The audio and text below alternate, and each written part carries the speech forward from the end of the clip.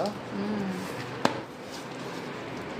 ಏನು ವಿಡಿಯೋ ಮಾಡೋಕ್ಕಂತ ಏನಿಲ್ಲ ಬಿಡಿ, ಏನಾಯ್ತಿತ್ತು ಅನ್ನೋದು ಯೂಟ್ಯೂಬರ್ ಅವರು, ಮಿನಿ ಯೂಟ್ಯೂಬರ್.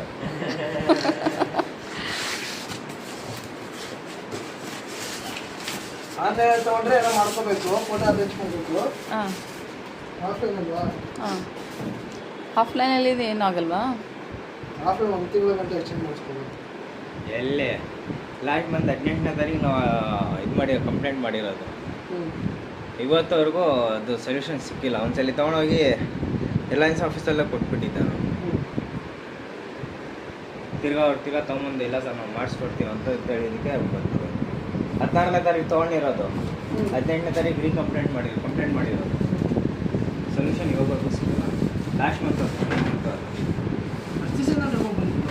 ಡೆಮೋ ಫೋನಲ್ಲೇ ನಮ್ಗೆ ಏನು ಆಗ್ತದೆ ಹೊಗೆ ಹೋಗ್ತಾ ಇರೋದು.